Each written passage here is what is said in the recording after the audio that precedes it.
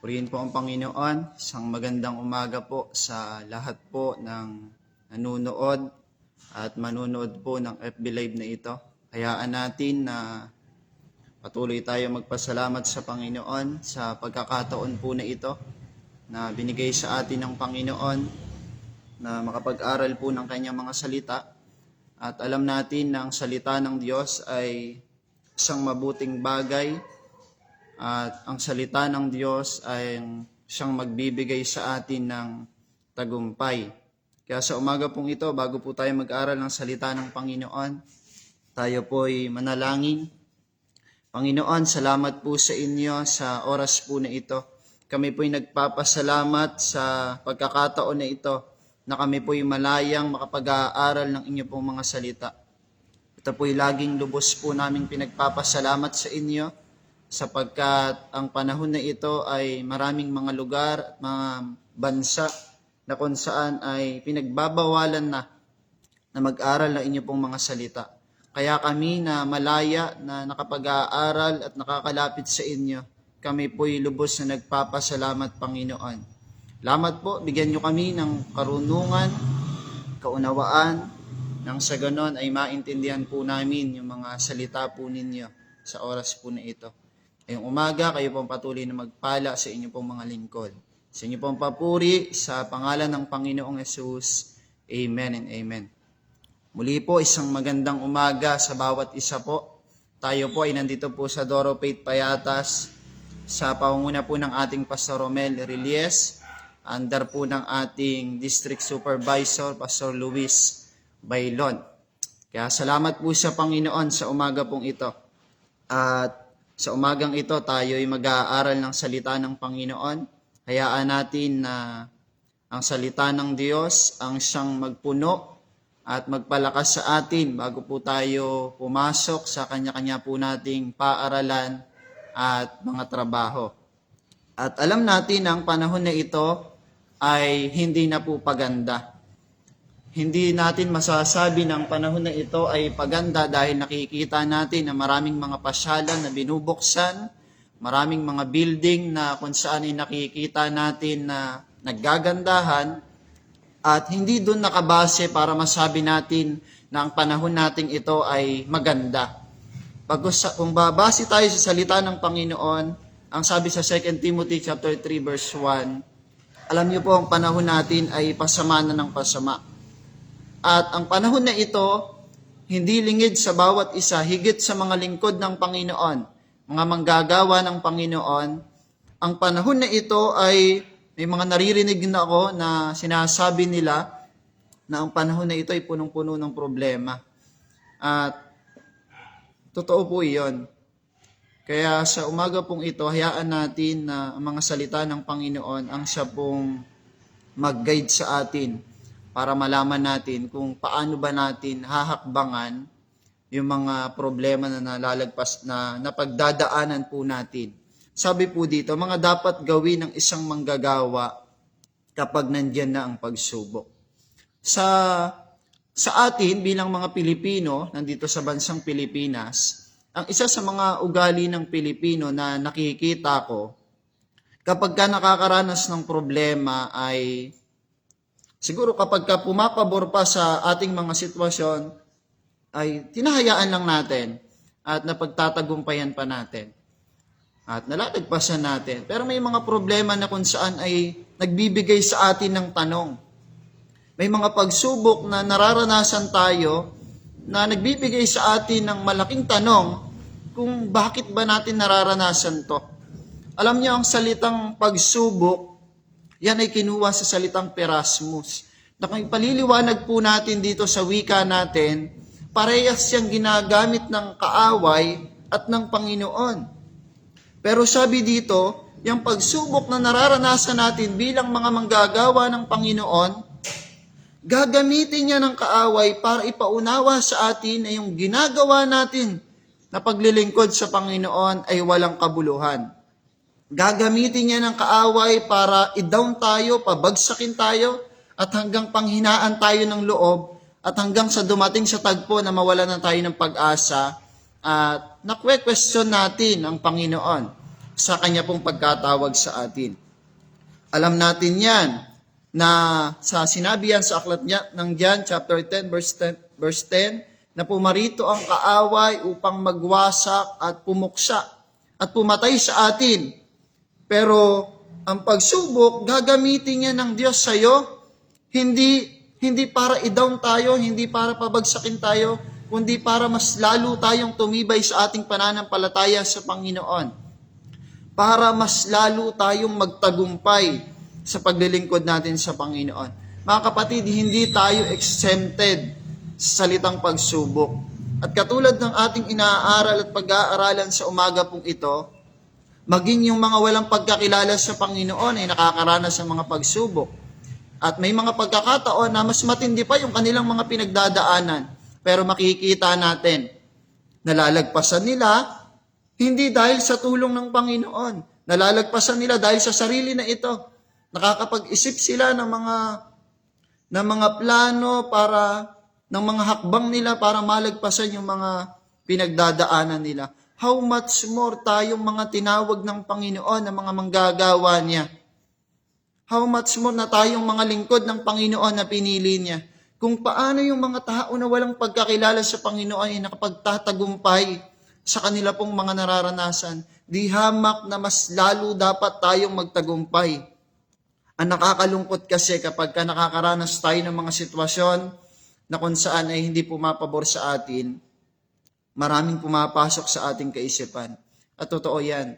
Dahil ang gusto ng kaaway ay paunawa sa atin na yung ginagawa natin na para sa Panginoon ay walang kabuluhan. Pero sa umagang ito, bilang paalala po sa bawat isa sa atin, sabi dito, kapag nandiyan na ang pagsubok, hindi pagsuko yung agad na sagot. Kasi ang nangyayari kasi sa atin bilang mga tao na nabubuhay dito sa mundo, nagiging masigasig lang tayo bilang mga manggagawa ng Panginoon kapag pumapabor sa atin yung sitwasyon, yung mga tagpo na nararanasan natin. Pero kapag hindi na pumapabor, maraming mga tao na tumatalikod sa paglilingkod sa Panginoon.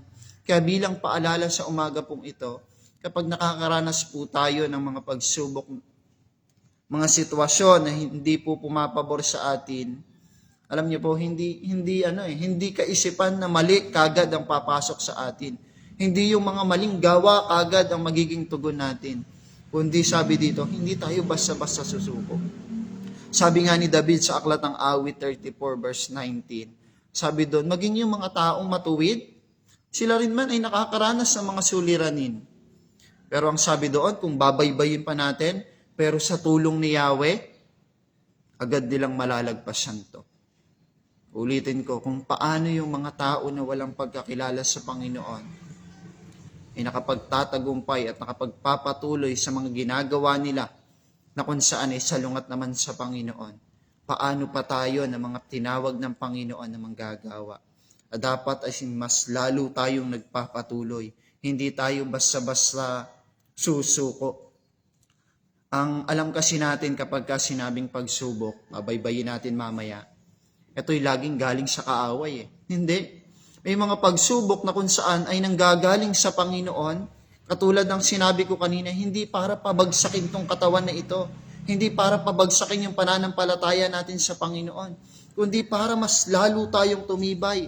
At bilang mga manggagawa ng Panginoon, paalala po sa bawat isa sa atin, katulad ng sinabi ni Peter sa chapter 2 verse 21 sa unang Pedro. Sabi po dito, ang pagtitiis ng hirap ay bahagi na ng pagkatawag sa atin ng Panginoon yan.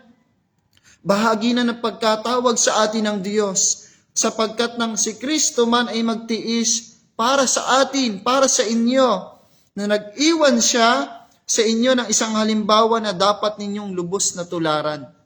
Mga kapatid, mga manggagawa ng Panginoon, yung pagtitiis, yung mga nararanasan po natin, ay bahagi na po ng pagkatawag sa atin ng Panginoon yan. Huwag natin iisipin na kapag tayo'y nagpapagamit sa Panginoon at kumilala sa Panginoon, ay exempted na tayo sa mga nararanasan ng ibang tao. Huwag nating isipin na hindi na natin mararanasan yung mga yung mga nararanasan natin nung tayo'y wala pang pagkakilala sa Panginoon. Hindi. Dapat mas lalo pa nga po tayong mag-expect na mga mas matitindi pang pagsubok. Para kapag ka naranasan na natin yung pagsubok na yon, hindi pa man natin nararanasan, pero alam na natin kung paano natin mapagtatagumpayan. Bakit? Nakatatak na sa isip natin na mararanasan natin itong mga bagay na ito. Naalala ko nung sinabi ni Apostol Pablo kasama yung mga apostol sa Aklat po ng mga Gawa, chapter 5. Ito'y hindi basta pagsubok yung kanila pong pinagdadaanan, kundi buhay yung kanila pong yung kapalit dito. At naalala ko nung sinabi niya, sabi sa Aklat ng mga Gawa, chapter 5, verse 41. Sabi dito, nilisan ng mga apostol ang kapulungan at sila'y galak na galak sapagkat minarapat ng Diyos na sila'y magdanas ng kahihiyan alang-alang sa pangalan ni Jesus. Alam niyo mga kapatid, kung yung laman ng isip natin katulad ng laman ng isip ni Apostol Pablo, na sa kabila ng mga pinagdadaanan niya, na bilanggo, inahabol ng kamatayan, inuusig at maraming pagsubok na naranasan. Alam niyo kung ano yung sinabi niya? Nagpapasalamat siya sa Panginoon. Bakit? Pinahintulutan ng Diyos tong pagsubok na ito.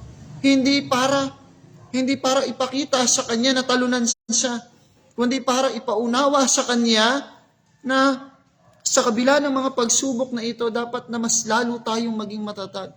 Bakit? Kasi pinahintulutan ng Diyos at alam natin na kapag galing sa Diyos, walang makakapigil. At alam natin na kapag galing sa Diyos, ito po isang mabuting bagay. Sa aklat nga po ng unang Korinto chapter 10 verse 13, sabi po dito, wala pang pagsubok na dumating sa inyo na hindi nararanasan ng ibang tao. Tapat ang Diyos at hindi niya ipahihintulot na kayo'y subukin ng higit sa inyong makakaya. Sa halip, pagdating ng pagsubok, bibigyan niya kayo ng lakas upang makayanan ito at ng paraan upang malagpasan po ito. Alam niyo, hindi naman tayo bibigyan ng Diyos na alam ng Diyos na ikakabagsak natin. Minsan, ang nagiging dahilan lang kung bakit tayo bumabagsak, tayo lang din talaga mismo. Hindi talaga nakasentro sa Panginoon yung ating pong pagtitiwala at yung ating pananampalataya. Kasi kung totoong nakapokus tayo sa Panginoon katulad ng mga binasa nating talata, hindi tayo basta-basta babagsak.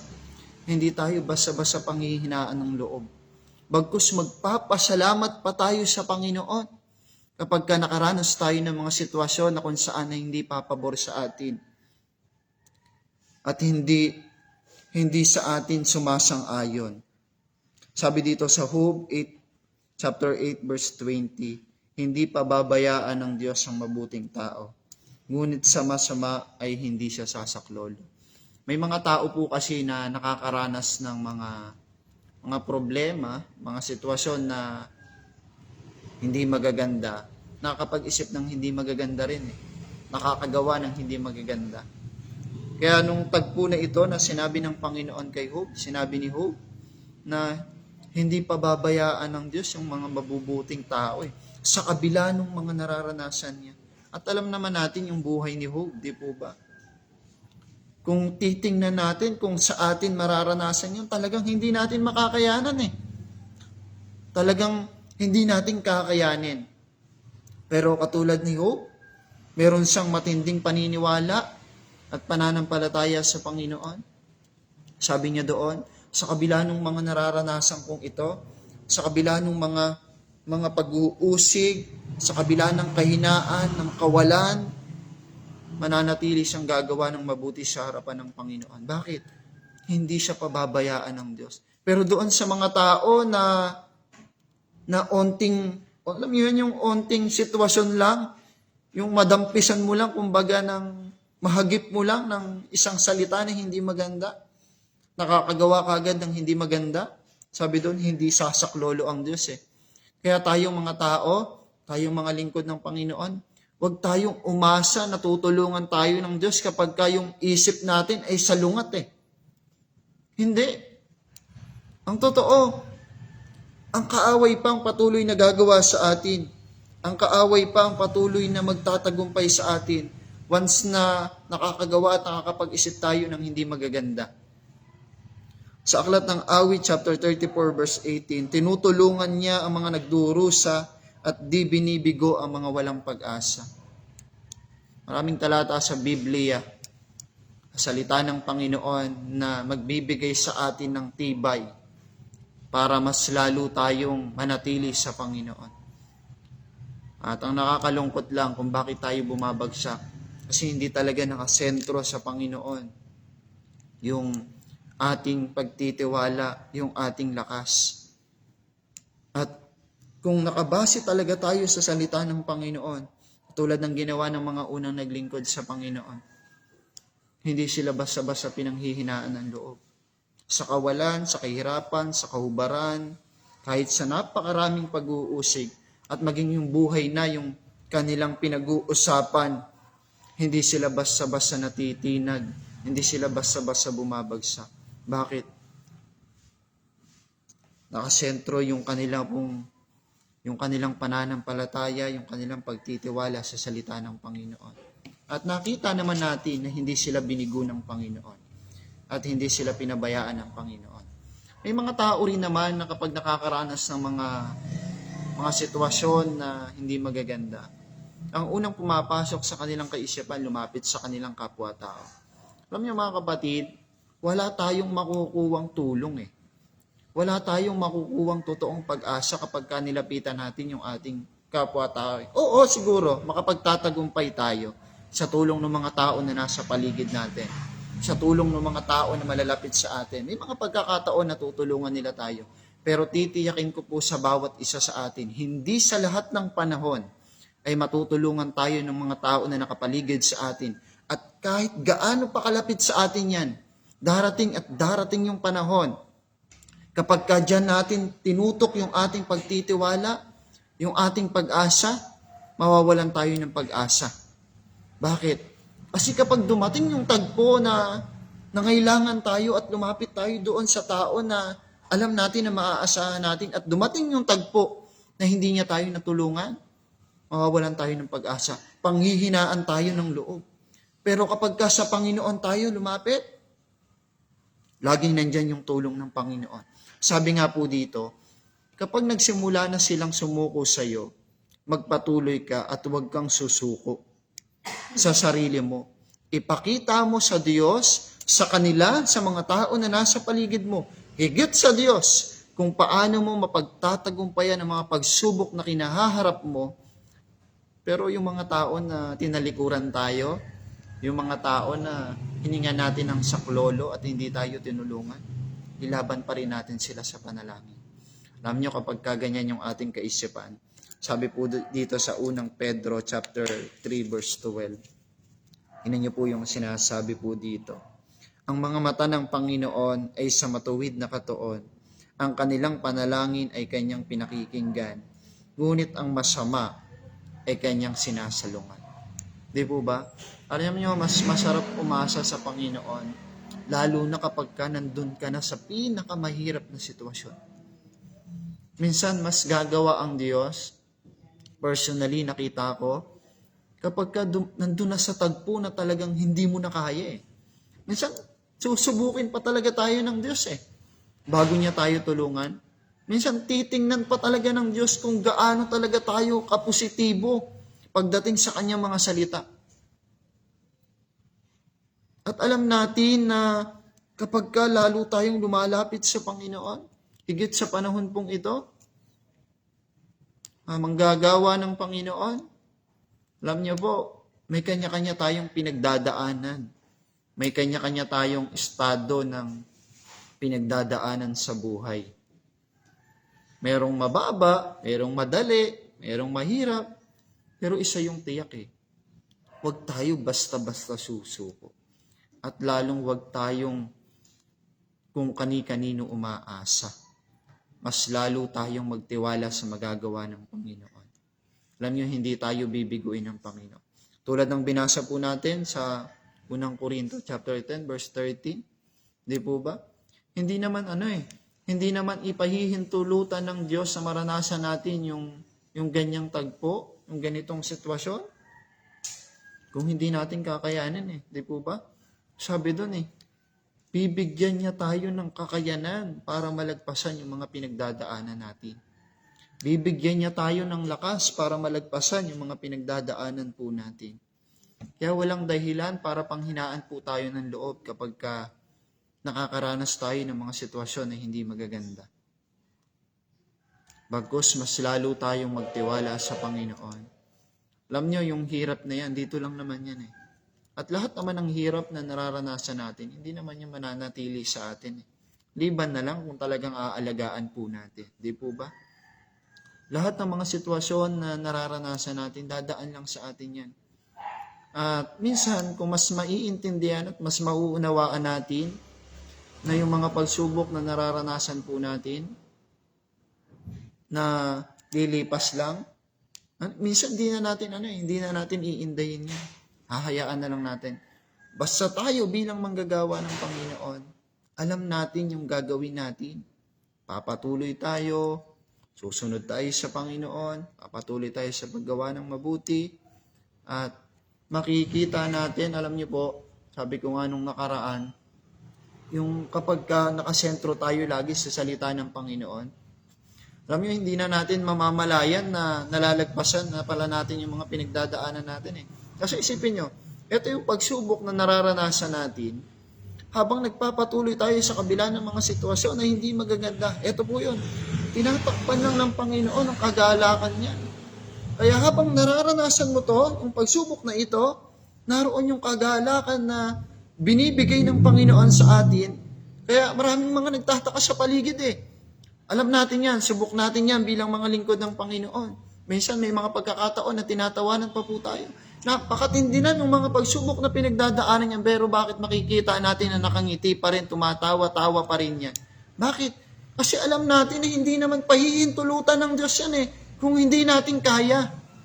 Kung bakit pinahintulutan ng Panginoon yan, meron siyang magandang layunin pagkatapos ng pagsubok na yan. Pagkatapos ng sitwasyon na yan na hindi maganda. At ang kagandahan doon, habang pinagdadaanan pa lang natin yon, kung makikita lang natin na nakapagtatagumpay na tayo, bakit? Nandito yung tulong ng Panginoon. Nandito yung saklolo ng Panginoon. Sabi nga po dito, sa pinakahuli tayo po'y mananalangin Sabi, tandaan mo na walang sakit o pagsubok na ibibigay ang Panginoon sa iyo na hindi mo kayang lagpasan. At tandaan mo rin, hindi talo kailanman yung mga taong nananatili sa kabila po ng kanilang mga pinagdadaanan. Naalala ko yung sinabi ng Panginoon kay Joshua, sa aklat ng Joshua chapter 1 verse 5. Maraming beses na sinabi ng Panginoon na tatagan mo, laksan mo yung iyong loob, sapagkat kung paano ako sumakay Moises ay ganun din kita sasamahan. Isipin mo, isa sa mga pangako ng Panginoon yon. Kung panghahawakan po nating mabuti sa kabila po ng mga pinagdadaanan, hindi tayo pababayaan. At nakita naman natin kung paano tinulungan ng Panginoon si Josue. Di po ba? Kung paano yung sinabi niya, kung paano niya sinamahan si Moises noong mga panahong iyon, ganun din niya pinagtagumpay at sinamahan si Joshua. Bakit? Pinakinggan niya at pinanghawakan niya yung sinabi ng salita ng Panginoon. Hindi tayo talo, hindi tayo lugi. Ang katotohanan, mas magiging talo at lugi pa tayo kapag tumalikod tayo, kapag pinanghinaan tayo ng loob. Oo, normal, dumadating sa tagpo na nawawalan tayo ng pag-asa. Dumadating sa tagpo na pinanghihinaan tayo ng loob. Pero wag nating hayaan na mapagtagumpayan tayo ng kahinaan ng loob. Bagkus, yung kahinaan ng loob ito, maging dahilan ito para mas lalo tayong sumiksik sa Panginoon. Mas lalo tayong lumapit sa Panginoon. Bakit? Wala tayong makukuhang pag-asa dito sa mundo. Wala tayong makukuhang totoong pag-asa sa mga nasa paligid po natin. Uulitin ko po, pwedeng bigyan nila tayo ng saya. Pero hindi nila kayang ibigay at tumbasan yung kayang ibigay sa atin ng Panginoon na kagalakan sa kabila po ng ating mga pinagdadaanan. Wala nang hihigit pa doon. Wala nang papantay pa po doon. Sabi po sa aklat ng Awit, chapter 119. Ano po yung sinasabi dito? 119, 141.